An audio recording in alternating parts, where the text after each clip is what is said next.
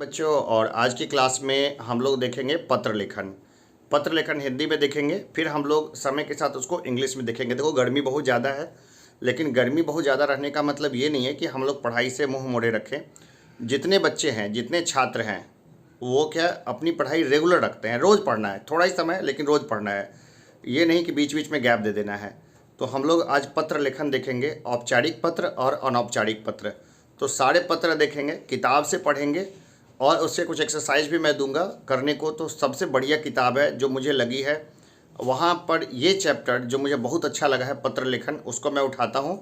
हिंदी में पहले सीखेंगे, फिर इसके बाद जैसे जैसे मेरे से संपर्क करना, फिर हम इसी चीज़ को इंग्लिश में देखेंगे।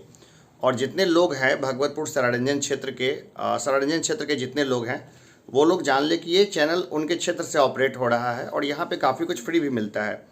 क्लास में भी आ सकते हैं और फ्री भी काफ़ी कुछ एक्सेस कर सकते हैं। तो इस चैनल को सब्सक्राइब कर दीजिए।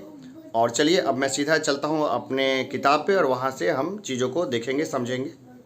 ये पत्र लेखन को ही इंग्लिश में बोलते हैं लेटर राइटिंग, और इसको समझना ज़रूरी है क्योंकि एक सफल इंसान गांव हो या शहर हो या कहीं भी जगह हो, वही हो सकता है जो अच्छे से लिखना जानता हो। तो अच्छे से जो लिखना जानेगा ना, उसके लिए सारे रास्ते, सारी संभावनाएं उसके लिए हमेशा क्या होंगी, खुली होंगी। तो पत्र लेखन को इंग्लिश में बोलते हैं लेटर राइटिंग। तो अभी हम लोग पत्र लेखन देखेंगे हिंदी में, फिर मैं अलग से बताऊंगा लेटर राइटिंग, ये इंग्लिश में बताऊंगा, ये दोनों ही बताऊंगा। तो देखते हैं। पत्र लेखन एक कला है। पत्र चाहे सगे संबंधियों को लिखे जाएं या सरकारी निजी संस्थानों को, उनमें कुछ बातों का ध्यान रखना आवश्यक होता है। जैसे पत्र का संक्षिप्त होना, यानी जितनी आवश्यकता हो विषय वस्तु को उतना ही विस्तार देना, ज़्यादा विस्तार नहीं देंगे। पत्र की भाषा का सरल होना, सरल मतलब आसान, ताकि पत्र पाने वाला आसानी से पत्र लिखने वाले का प्रयोजन समझ ले, यानी किस उद्देश्य से लिखा गया है वो समझ ले। पत्र में दी गई अपेक्षित सूचनाओं का क्रमबद्ध होना, ताकि पत्र को पढ़ते समय वे सूचनाएं सटीक ढंग से मन मस्तिष्क में अंकित हो सकें। ठीक है, ये क्या देंगे, जो भी पढ़ने वाला है वो आसानी से समझ ले। पत्र में अनावश्यक बातों को लिखने से और किसी बात को बार बार दोहराने से बचना, ताकि विषय वस्तु बोझिल न हो सके। तो देखिए, पत्र दो प्रकार के होते हैं, फॉर्मल और इनफॉर्मल, हिंदी में इसको बताते हैं। पत्र दो प्रकार के होते हैं, औपचारिक और अनौपचारिक। औपचारिक में क्या होता है कि इसके अंतर्गत आवेदन पत्र, प्रार्थना पत्र, शिकायती पत्र, सुझाव पत्र, व्यावसायिक पत्र, संपादक के नाम पत्र आदि आते हैं। इन पत्रों में तथ्यों, प्रसंगों आदि सूचनाओं को अधिक महत्व दिया जाता है। तो देखो बच्चों, इसमें से अगर कोई भाषा, कोई शब्द अगर नहीं समझ में आए तो ज़रूर पूछ लेना, पूछने में संकोच मत करना। अनौपचारिक पत्र, इसके अंतर्गत वे पत्र आते हैं जिनमें हम अपने सगे संबंधियों, मित्रों आदि को लिखते हैं। इन पत्रों में निजी संबंधों, भावनात्मक लाभ आदि को महत्व दिया जाता है। आइए औपचारिक और अनौपचारिक पत्रों के कुछ उदाहरण देखें। तो सबसे पहले औपचारिक पत्र को देखते हैं। औपचारिक पत्र जो है, उसमें सबसे पहले जो जिसको हाथ में मिलता है, चिट्ठी जिसके हाथ में मिलता है, वो क्या है, वो देखना चाहता है कि किसने, मतलब जो है किसके नाम। देखिए, अगर हम लोग औपचारिक पत्र लिख रहे हैं तो वैसे में जिसको हम लोग पत्र लिख रहे हैं पहले उसका उल्लेख होना चाहिए, क्योंकि किसी संस्था में जब वो चिट्ठी जाता है तो संस्था में कई अधिकारी हो सकते हैं, तो उनके नाम पर होना चाहिए। तो अगर अभी जैसे कि हम लोग देख रहे हैं कि विश्व पुस्तक मेला में जाने के अनुरोध करते हुए प्रधानाचार्य को पत्र, तो इसमें सबसे पहले तो संबोधन होगा प्रधानाचार्य को। तो लिखते हैं सेवा में। अब कई लोग यहाँ कॉमा लगाते हैं, मत लगाइए कॉमा, कोई दिक्कत नहीं है। प्रधानाचार्य, दामिनी पब्लिक स्कूल, नारायण विहार, दिल्ली, नई दिल्ली, ये पिन कोड लिखा हुआ है। दिनांक है 2 जनवरी इतना, 2023 लिख देंगे या जो भी है दिन। तो यहाँ पे आपने देखा सेवा में प्रधानाचार्य, दामिनी पब्लिक स्कूल, नारायण विहार, नई दिल्ली लिखा हुआ है, 2 जनवरी इतना। और देखिए इसके बाद विषय लिखा हुआ है। ठीक है, जैसे कि मैं प्रधानाचार्य हूँ, तो मैंने खोला, लेटर खोला, तो मुझे लेटर खोलते ही मालूम पड़ जाएगा कि हाँ मेरे ही नाम लिखा गया है, तो मैं इसको आगे पढ़ना शुरू करूँगा। तो सबसे पहले क्या देखूँगा, विषय देखूँगा। विषय क्या है, विश्व पुस्तक मेला देखने के लिए अनुरोध। अच्छा, तो अनुरोध है। फिर मैं आगे पढ़ूँगा कि महोदय, सविनय निवेदन है कि, देखिए महोदय के बाद यहाँ क्या कॉमा लगा है, सविनय निवेदन है कि नई दिल्ली के प्रगति मैदान में 5 जनवरी डैश डैश से 15 जनवरी इतना तक विश्व पुस्तक मेले का आयोजन किया जा रहा है। हम सभी छात्र छात्राएं पुस्तक मेला देखने के इच्छुक हैं। आपसे अनुरोध है कि विद्यालय की ओर से अध्यापिका के संग हमारी कक्षा के छात्र छात्राओं को मेला भ्रमण की व्यवस्था कराई जाए। हम सभी आपके अत्यंत आभारी रहेंगे। ठीक है, धन्यवाद। देखा आपने, कोई भी एक्स्ट्रा बात नहीं लिखी गई है। ठीक है, और इसको आराम से निपटा दिया गया। अब इसमें क्या है ना, कई बार लिखते हैं आपका विश्वासी, आपका विश्वास भाजन वगैरह वगैरह, तो इसको हम लोग ना बाएं तरफ भी लिख सकते हैं, दाहिने तरफ भी लिख सकते हैं।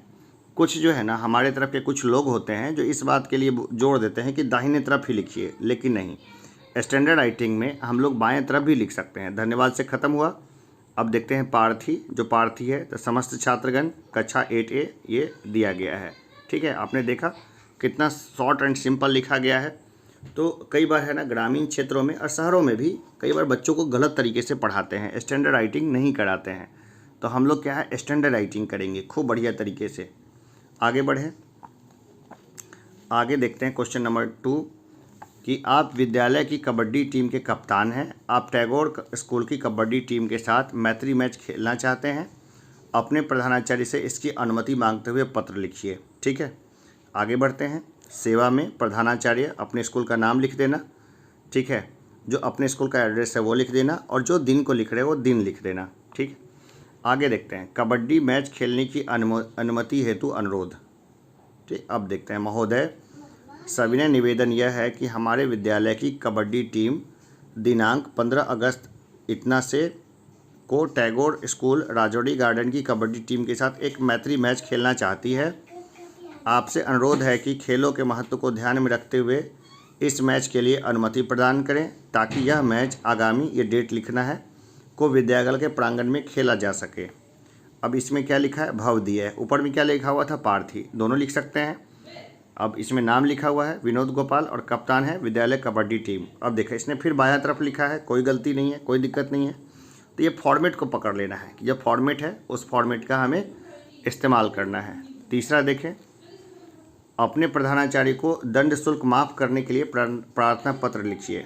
ठीक है, फिर हम लोग देखते हैं, जैसे कि देखो हमारे यहाँ ही जो बच्चे हैं, मैं उनको बोलता हूँ कि भाई इस महीने अगर फ़ीस ना दे सको तो ये बोलना है कि सर इस महीने में मैं फ़ीस नहीं दे सकता हूँ, मेरी फ़ीस को अगले महीने की फ़ीस पे रख दिया जाए लिखने के लिए। तो ये सब क्या अभ्यास कराना है। तो जितना ही अभ्यास होता जाएगा बच्चों को उतना ही है। जैसे छुट्टी किसी को चाहिए तो एप्लीकेशन लिख के जाओ, किसी को 1 दिन की छुट्टी चाहिए तो एप्लीकेशन दो। तो ये क्या रोज़मर्रा का काम होना चाहिए कि रोज़मर्रा के काम में क्या अभ्यास हो जाएगा धीरे धीरे। फिर वो एप्लीकेशन लिख के आएंगे तो मैं उसमें से फिर गलतियाँ निकालूंगा, फिर जब गलतियाँ निकालूंगा तभी तो सुधार होगा। अगर बच्चे अभी से अगर नहीं सीखा पत्र लेखन तो इन फ्यूचर में तुम्हें कई सारी समस्याओं का सामना करना पड़ेगा। वो मैं बाद में इसके बारे में फिर चर्चा करूँगा, क्लासरूम में भी चर्चा करूँगा। अब देखो, अपने प्रधानाचार्य को दंड शुल्क माफ़ करने के लिए प्रार्थना पत्र लिखिए। सेवा में प्रधानाचार्य, नवयुग विद्यालय, सेक्टर 4 फरीदाबाद, दिनांक इतना। विषय है दंड शुल्क की माफ़ी के लिए अनुरोध। यहाँ देखो विषय लिखा हुआ है तो ऊपर में ही पता चल गया दंड शुल्क की माफ़ी के लिए अनुरोध है। अब है कितना अच्छा से लिखा गया है, इस पर डिपेंड करेगा कि वो दंड शुल्क माफ़ करेंगे या नहीं। महोदय, निवेदन यह है कि महोदय के बाद कॉमा लगा सकते हैं, नहीं लगा सकते हैं। कॉमा लगाएंगे तो यहाँ से शुरू करेंगे और नहीं कॉमा लगाएंगे तो पीछे से शुरू करेंगे, कोई दिक्कत नहीं है। कई बार इसमें जो है ना कई सारे टीचर भी गलत बताते हैं तो हम लोग उसमें नहीं उलझेंगे। स्टैंडर्ड ये है कि आपका जो है ना जो कंटेंट है वो प्रॉपरली अरेंज होना चाहिए। ठीक है, और कॉमा लगाने के भी तरीके हैं। यहाँ कॉमा लग रहता तो बहुत अच्छा रहता, नहीं लगा है तो यहाँ से शुरू करें, कॉमा लगाते तो यहाँ से शुरू करते। निवेदन यह है कि कल आपकी कक्षा की खिड़की खोलते समय उसका शीशा टूट गया था। मेरी लापरवाही के कारण मुझ पर 200 रुपये का जुर्माना लगाया गया था।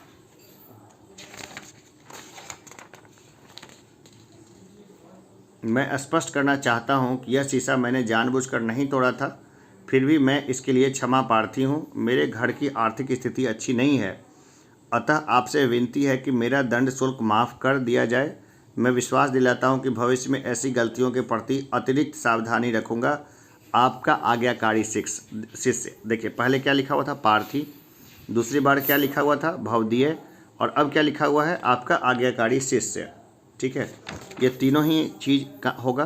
पार्थी लिखा जा सकता था, भवदीय लिखा जा सकता था, लेकिन यहाँ पे लिखा गया है क्या, आपका आज्ञाकारी शिष्य। ठीक है, अबू इब्राहिम का अच्छा ये लिखा हुआ है, जो भी है कितना अच्छा लिखा हुआ है बताओ। अब ऐसा एप्लीकेशन किसी को सादे पेपर पे मिलेगा तो शिक्षक जो है ना, प्रधानाचार्य, उसका शुल्क जरूर ही माफ़ कर देंगे और उसको शाबाशी भी देंगे। लेकिन अगर ऐसे सीधे मुंह उठा के चला जाए कहने के लिए, तो क्या उसको माफ़ी मिलेगी? नहीं मिलेगी। आगे देखें, वाद विवाद प्रतियोगिता में भाग लेने के लिए प्रधानाचार्य से अनुमति के लिए पत्र लिखिए। ठीक है, तो चल लिखते हैं। सेवा में प्रधानाचार्य, मानस इंटरनेशनल स्कूल, बेगूसराय, बिहार, दिनांक इतना, वाद विवाद प्रतियोगिता में भाग लेने की अनुमति के संबंध में। अब देखिए, महोदय लिखा, कॉमा लगा दिया। यहाँ से शुरू कर सकते थे, यहाँ से शुरू कर देंगे, कोई गलती नहीं है। आगे क्या है, सविनय निवेदन है कि प्रतियोगिता की सूचना लगी देखी है। मैं डीएवी स्कूल बेगूसराय में होने वाली वाद विवाद प्रतियोगिता में स्कूल की ओर से भाग लेना चाहती हूँ। मैं बताना चाहती हूँ कि पिछले वर्ष भी इस स्कूल में आयोजित वाद विवाद प्रतियोगिता में मैंने प्रथम स्थान प्राप्त किया था। अतः आपसे अनुरोध है कि मुझे प्रतियोगिता में भाग लेने की अनुमति प्रदान करने की कृपा करें। इसके लिए मैं आपकी आभारी रहूँगी। आपकी आज्ञाकारी शिष्या वंदना कुमारी, कक्षा 8C। कितना बढ़िया लिखा हुआ है, कोई दिक्कत नहीं है। रोल नंबर भी लिखा जा सकता है यहाँ पे नीचे में, लेकिन वो अपनी फ्लेक्सिबिलिटी है। चलिए आगे बढ़ें। अब है, आपके प्रकाशन से पुस्तकें मंगवाई थी परंतु वे पुस्तकें अभी तक प्राप्त नहीं हुई हैं। इस संबंध में प्रकाशक को शिकायती पत्र लिखिए। अब ये कौन सा हो गया, अलग टाइप का लिखा हो गया। ठीक है, अब है, इसमें लिखा गया है D2220 गौतम नगर, बरेली, उत्तर प्रदेश, दिनांक 24 मई इतना, सेवा में। ठीक है, अब पहले क्या लिखा गया, जिसने लिखा है प्रकाशक को पत्र, पहले उसने अपने बारे में लिख दिया। ठीक है, और दिनांक ऊपर में डाल दिया जो कॉमन है। सेवा में व्यवस्थापक शिवम प्रकाशन, कॉलेज रोड, गोविंदपुरी, ग्वालियर, मध्य प्रदेश। ठीक है, आगे देखें, फिर डेट यहाँ पे लिखा हुआ है। ठीक है, एक ही बार डेट अगर लिखा जाता तो कोई दिक्कत नहीं था, एक ही बार लिखना है। यहाँ पे क्या, 2 बार लिख दिया गया है, क्योंकि जो जाएगा वो तो एक ही जाएगा। लेकिन अब क्या है ना कि जिस समय लिखा गया, जिस समय पुस्तकें मंगवाई गई थी, उस समय का डेट लिखा गया है, तो उसको यहाँ मिक्स किया जा सकता था। तो विषय है, मंगवाई गई पुस्तकों के समय पर न मिलने के संबंध में। महोदय, मैंने दिनांक 22 अप्रैल इतना को पत्र द्वारा आपसे निम्नलिखित पुस्तक मंगवाई थी। पंचतंत्र की कहानियाँ 2 प्रतियाँ, वीर बालिकाएँ 2 प्रतियाँ, हमारे स्वतंत्रता सेनानी 2 प्रतियाँ। मुझे खेद है कि 1 महीना बीत जाने पर भी मुझे वे पुस्तकें अभी तक प्राप्त नहीं हुई हैं। मैं इन पुस्तकों को आगामी ग्रीष्मावकाश में पढ़ना चाहती हूँ। अतः आपसे अनुरोध है कि आप शीघ्र ही इन पुस्तकों को भिजवाने की कृपा करें। धन्यवाद। अब देखिए, महिला है तो इसलिए इसने लिखा है भवदिया। ठीक है, नहीं तो अगर पुरुष अगर लिख रहा होता तो क्या लिखता, भवदीय। ठीक है, तो क्या है, दीपिका अग्रवाल। ठीक है, पुरुष के संबंध में क्या लिखते हैं, पार्थी, और क्या लिखते हैं, भवदीय। लेकिन ये यहाँ पे महिला है तो इसने क्या लिखा है, भवदिया, भवदिया, दीपिका अग्रवाल। अब आगे देखते हैं, क्षेत्रीय अधिकारी को टेलीफोन की खराबी हेतु पत्र लिखिए। तो सबसे 59 कचहरी रोड, भागलपुर, दिनांक इतना, सेवा में प्रबंधक क्षेत्रीय कार्यालय, भारत संचार निगम लिमिटेड, भागलपुर। सबसे पहले कहाँ से आया है वो लिखा भाई, इसके बाद लिखा जिन्हों को लिखना है उसका नाम। आगे देखते हैं, विषय है टेलीफोन की खराबी हेतु शिकायत। तो ये क्या, निवेदन यह है कि गत 1 माह से मेरे घर का टेलीफोन, जिसका नंबर है इतना, टेलीफोन नंबर है, खराब पड़ा है। इसकी शिकायत मैं 4 बार दर्ज करा चुका हूं, परंतु अभी तक कोई सुनवाई नहीं हुई है। टेलीफोन ठीक ना हो पाने की वजह से हमारे परिवार को बहुत असुविधा हो रही है। आपसे अनुरोध है कि अपने स्तर पर संबंधित अधिकारियों को उचित निर्देश दें ताकि मेरा टेलीफोन जल्द से जल्द ठीक हो सके और हमारी समस्या का समाधान हो सके। धन्यवाद सहित। फिर ये पुरुष लिख रहा है तो भवदीय होगा और ये उसका नाम लिखा हुआ है। तो देखिए, सबसे पहले जो काम करना ये है कि अपने शब्दों में अपनी समस्याओं को लिखने का अभ्यास करना है। तो ये क्या है, मॉडल है, सेम टू सेम इसकी छपाई नहीं करनी है। बच्चे आजकल छपाई में ज़्यादा उस्ताद हैं, तो सेम टू सेम इसकी छपाई नहीं करनी है। आगे बढ़ें, ये सब कौन सा पत्र है, अनौपचारिक। ये सब कैसे पत्र हैं, औपचारिक पत्र हैं। औपचारिक पत्र जो होते हैं ना, वो है कि जिसमें कि औपचारिकता का ध्यान रखा जाता है। अब देखते हैं, शहर में बढ़ते अपराध के प्रति चिंता प्रकट करते हुए दैनिक समाचार पत्र नवभारत टाइम्स के संपादक के नाम पत्र लिखिए। तो ये जहाँ से लिखा गया है पहले उसका एड्रेस 6C राजेंद्र नगर पटना इतना, दिनांक 23 फरवरी जो भी है, सेवा में संपादक नवभारत टाइम्स फ्रेजर रोज पटना इतना। महोदय, मैं आपके समाचार पत्र के माध्यम से पटना में दिन दहाड़े हो रहे अपराधों के प्रति आपका ध्यान आकृष्ट करना चाहता हूं। इन दिनों पटना में राहजनी, हत्या, झपटमारी, लूट की घटनाएं निरंतर घट रही हैं। ऐसा लगता है मानो संपूर्ण सरकारी तंत्र विशेषकर पुलिस विभाग ने अपराधियों के समक्ष घुटने टेक दिए हैं। इसका प्रभाव यह हो रहा है कि आम नागरिक असुरक्षा की भावना से ग्रसित हो रहा है। मैं आपके समाचार पत्र के माध्यम से सरकार का ध्यान आकृष्ट करना चाहता हूं ताकि इस खूबसूरत शहर को अपराध मुक्त किया जा सके। आपका यह समाचार पत्र इसमें अहम भूमिका निभा सकता है। आपका सहयोग मिलने पर यह कार्य संभव हो सकता है, ऐसा मेरा विश्वास है। धन्यवाद सहित पूर्ण संत भवदीय। और क्या लिखेंगे, दिलीप शंकर। फिर आगे हम लोग देखते हैं, दूरदर्शन केंद्र द्वारा आयोजित बाल गोष्ठी में भाग लेने हेतु आवेदन पत्र। तो कहाँ से आया है पहले वो लिखेंगे। C155 इंदिरा नगर लखनऊ इतना, दिनांक इतना, सेवा में क्षेत्रीय निदेशक दूरदर्शन केंद्र हजरतगंज लखनऊ। विषय क्या है, बाल गोष्ठी में भाग लेने हेतु अनुरोध। आगे देखते हैं, महोदय, प्रमुख समाचार पत्रों में छपे विज्ञापन से ज्ञात हुआ है कि बच्चों के लिए दूरदर्शन लखनऊ की ओर से बाल गोष्ठी का आयोजन किया जा रहा है। मैंने अपने विद्यालय के वार्षिकोत्सव में कई वाद विवाद, निबंध और भाषण प्रतियोगिता में भाग लिया है। मेरी प्रतिभा को सभी अध्यापकों एवं दर्शकों ने सराहा है। मैं इस बाल गोष्ठी के आयोजन में भाग लेकर अपनी प्रतिभा को और निखारना चाहता हूँ। अब है कि विवरण भी देना है भाई गोष्ठी में। तो मेरा विवरण है कि नाम क्या है, जावेद हसन, जन्म तिथि इतना, कक्षा इतना, विद्यालय का नाम, घर का पता और दूरभाष। आपसे अनुरोध है कि इस गोष्ठी के बारे में पूर्ण जानकारी शीघ्र दिए गए पते पर भेजने की कृपा करें ताकि मैं शुल्क आदि समय पर जमा करवा सकूं। लड़का है तो भवदीय, और जो नाम लिखा है उसने नाम लिखा है। चूँकि इसने अपनी पूरी जानकारी पहले ही दे दी है इसलिए दोबारा इसको नीचे में रिपीट नहीं किया है। तो ये है। बाकी क्या है कि बच्चों को मैं बोलूँगा कि भाई टाइम टू टाइम आए और एकदम सीखें इस चीज़ को कि कैसे इसको जो है लिखते हैं। पत्र लेखन जो है वो एक कला है, और पत्र लेखन की कला को समय के साथ क्या करना है, निखारते रहना है। ठीक है, जैसे भी हो निखारते जाना है। तो चलिए फिर हम लोग अब देखते हैं अनौपचारिक पत्र। अनौपचारिक पत्र जो पिता को लिखा जाता है, माँ को, भाई को, तो इसमें क्या भावनाओं का अतिरेक हो सकता है। ठीक है, तो हम लोग देखते हैं अनौपचारिक पत्र। जैसे देखिए, मैं एक घटना सुनाता हूँ। एकदम छोटा सा पत्र लिखा एक बेटे ने अपने बाप को, लिखा no money no fun your son. English में लिखा no money no fun your son. भाई फादर भी एकदम जानकार और समझदार व्यक्ति थे। उन्होंने अपने बेटे को लिखा, पत्र का जवाब लिखा, बेटे को पत्र लिखा जिसमें उन्होंने बोला how sad, very bad your dad. ठीक है, चलो आगे बढ़ते हैं हम लोग। उल्टा पुल्टा अगर लिखोगे, तरीके से सजा के नहीं लिखोगे तो भाई जवाब भी इसी तरह का आएगा। तो देखो अनौपचारिक पत्र को देखते हैं। पिताजी से राशि मंगवाने के लिए पत्र लिखिए। तो कमरा नंबर इतना, विदुषी छात्रावास, बोस्टन पब्लिक स्कूल, ग्वालियर। ठीक है, यहाँ से लिखा जा रहा है। ठीक है, पिताजी देखेंगे कि कहाँ से लिखा गया, तो पहले यही देखेंगे। एक पिता के कई बच्चे हो सकते हैं। दिनांक है 12 सितंबर इतना। अब लिखा, पूज्य पिताजी सादर प्रणाम। आशा है आप सभी कुछ सकुशल होंगे।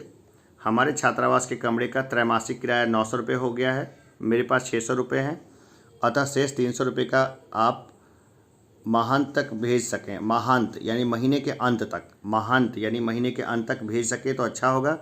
माँ को सादर प्रणाम, दीदी को नमस्ते और भोलू को प्यार। आपका दुलारा पुत्र प्रवेश। ठीक है, कितना शॉर्ट है। लेकिन कई बार चिट्ठी जो है ना लोग बड़ा लंबा लंबा लिखते हैं। ठीक है, तो रिपीट करते हैं, वो सही चीज़ नहीं है। आगे देखते हैं, आपके बड़े भाई कॉलेज की क्रिकेट टीम के कप्तान बनाए गए हैं। इस अवसर पर बड़े भाई को बधाई देते हुए पत्र लिखिए। ठीक है, तो लिख देंगे 23-24 मुख्य बाजार कानपुर इतना, दिनांक इतना। अब देखते हैं, यहाँ से लिखा चिट्ठी जहाँ से लिखा जा रहा है उसका पहले हम लोग पता दे देंगे, फिर डेट दे देंगे और लिखेंगे पूज्य शरद भैया, भाई जिसके नाम चिट्ठी लिखा है उसका नाम। आपको पत्र मिला, यह जानकर बड़ी प्रसन्नता हुई कि आप अपने कॉलेज में क्रिकेट टीम के कप्तान चुने गए हैं। हमारे लिए यह बड़े गौरव की बात है। यह सब आपके परिश्रम, लगन और अभ्यास से ही हुआ है। इस सफलता के लिए मेरी तथा मम्मी पापा की ओर से बधाई, साथ ही मंगलमय भविष्य के लिए मेरी शुभकामनाएं। मुझे पता है कि आप अपनी पढ़ाई का भी ध्यान साथ साथ रखेंगे। आपका अनुज गौतम। बहुत बढ़िया, ठीक है। कितना अच्छे से आराम से समाप्त कर दिया। देखो सब जगह बाएं तरफ लिखा हुआ है, कोई गलत नहीं है बाएं तरफ देना, ठीक है। लेकिन मैं एक बार सरारंजन थाने गया था तो मैंने एप्लीकेशन दिया था जिसमें कि मैंने एप्लीकेशन में बाएं तरफ में लिख दिया था। तो अब क्या है ना, जो थाना अधिकारी एसआई वगैरह उस समय मुझे कोई पहचानता नहीं था मुझे, तो उसने मुझसे बोला कि गलत एप्लीकेशन आप लिखा है भाई। मैंने उसको समझाया कि भाई ऐसा नहीं है, इस तरह भी लिख सकते हैं। लेकिन भाई वो कहाँ मानने वाला था। उसने बोला दूसरा एप्लीकेशन दीजिए। भले उस एप्लीकेशन को, दूसरे एप्लीकेशन को भी उसने क्या किया, कूड़ेदान में फेंका, लेकिन एक परेशान करने के लिए उसने ऐसा किया। खैर वो अलग इशूज़ है, मैं उसकी भी गलती नहीं ठहराऊँगा क्योंकि आजकल ज़माना ही ऐसा है, ठीक है। आगे हम लोग देखते हैं, आगे हम लोग बढ़ते हैं और देखते हैं सहेली के दादा का स्वर्गवास होने पर संवेदना प्रकट करते हुए पत्र। तो भाई कहाँ से लिखा हुआ है, पहले उसका एड्रेस नीलम सदन स्टेशन रोड से पत्र लिखा गया, पटना है, पटना से बिहार। अब दिन भी ऊपर में लिख दिया, फिर ठीक है, ताकि मालूम हो जाए कि पत्र किसने भेजा है और किस तारीख को भेजा है। अब है, प्रिय सखी सुनैना, तुम्हारे दादाजी की असामयिक मृत्यु का समाचार सुनकर मुझे अत्यंत दुख हुआ। वास्तव में यह तुम्हारे परिवार के लिए अपूरणीय क्षति है, किंतु ईश्वर की इच्छा के आगे किसी का बस नहीं चलता। हम सभी तुम्हारे दुख से दुखी हैं। ईश्वर से प्रार्थना है कि वह दिवंगत आत्मा को शांति प्रदान करे और तुम सबको इस अपार दुख को सहन करने की शक्ति भी दे।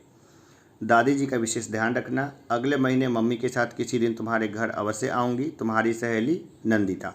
ठीक है, कितना प्यारा पत्र लिखा उसने। जाहिर सी बात है जिसको पत्र मिलेगा उसको कितनी प्रसन्नता होगी। आगे देखते हैं, अपने छोटे भाई को पशु पक्षियों के प्रति अच्छा व्यवहार करने की सीख देते हुए पत्र लिखिए।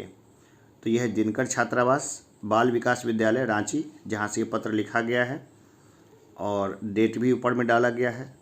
प्रिय इंद्रजीत, जो भाई का नाम है, सदा सुखी रहो। बड़ा भाई लिख रहा है छोटे भाई को तो आशीर्वाद दे रहा है। मैं यहाँ सकुशल हूँ और सदा ईश्वर से तुम्हारी कुशलता की कामना करता हूँ। पिछले दिनों माता जी का पत्र आया था। उन्होंने लिखा था कि तुम्हारा व्यवहार पशु पक्षियों के प्रति अच्छा नहीं है। तुम्हें आजकल उन्हें सताने में, पकड़ने में आनंद आने लगा है। भाई, पशु पक्षियों में भी जान होती है और उन्हें भी दर्द का अनुभव होता है।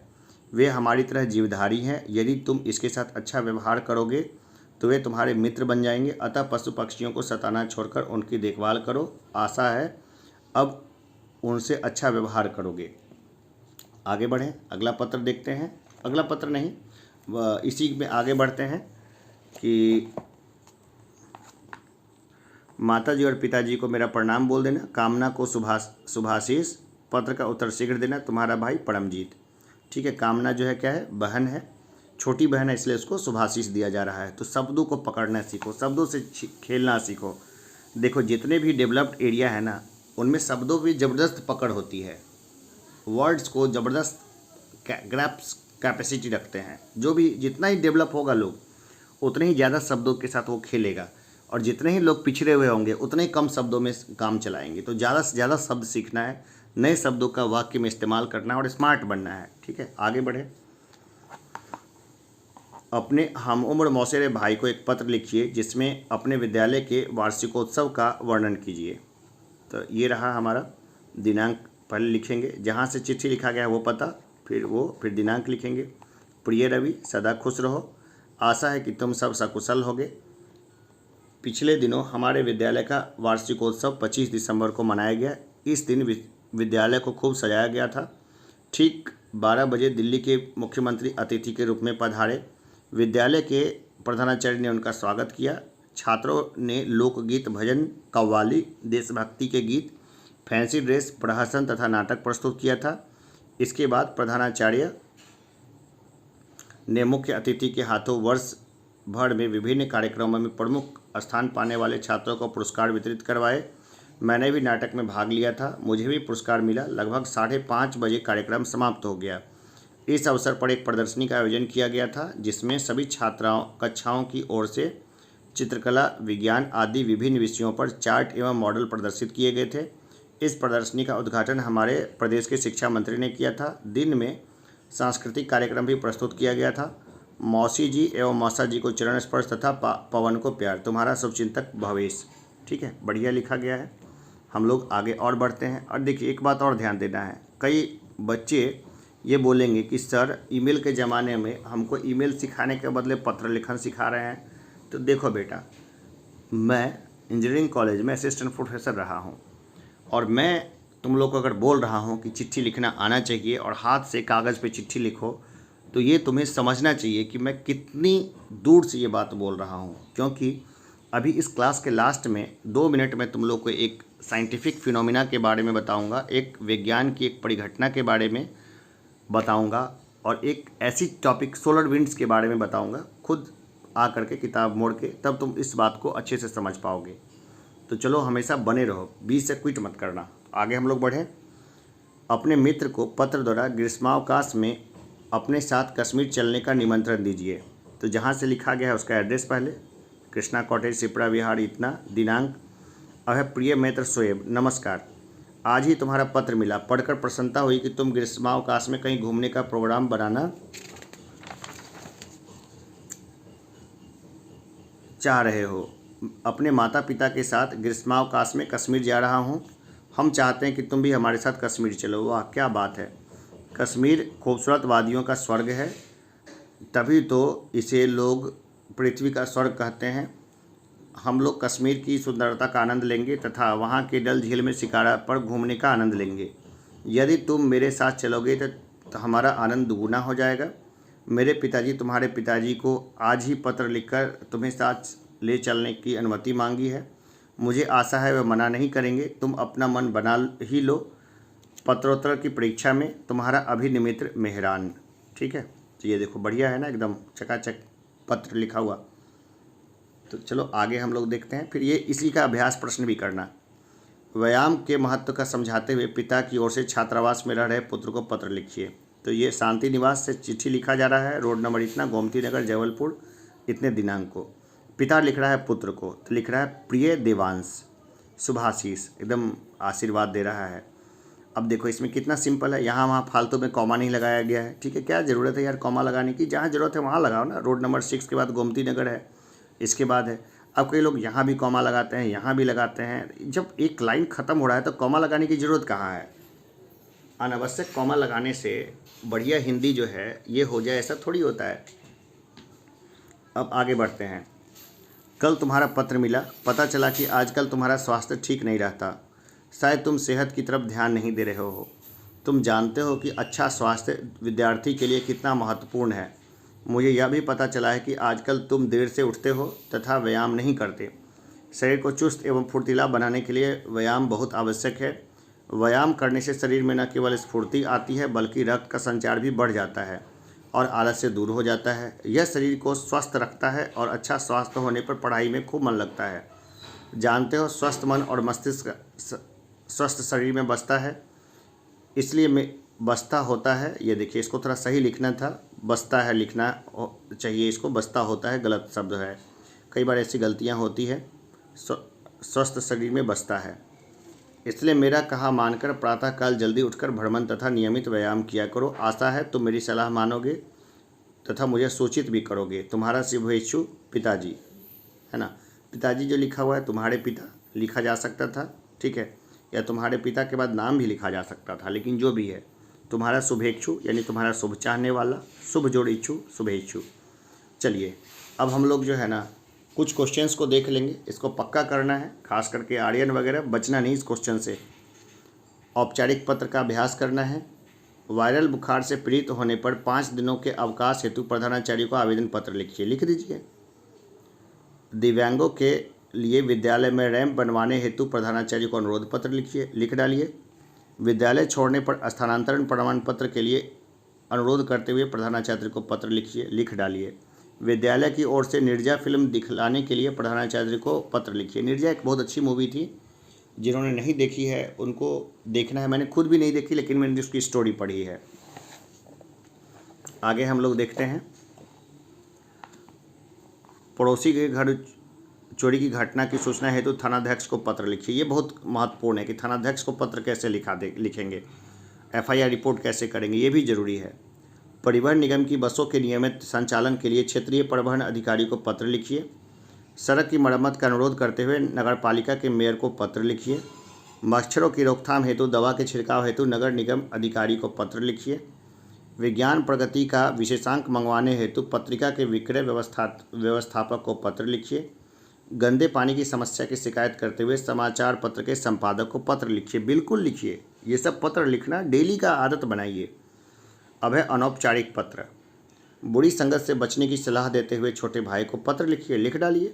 समय का महत्व समझाते हुए छोटी बहन को पत्र लिखिए। छोटी चाची जी के स्वास्थ्य का हाल जानने के लिए पत्र लिखिए, लिख डालिए। गृह प्रवेश में आने के लिए अपने मित्र को पत्र लिखिए।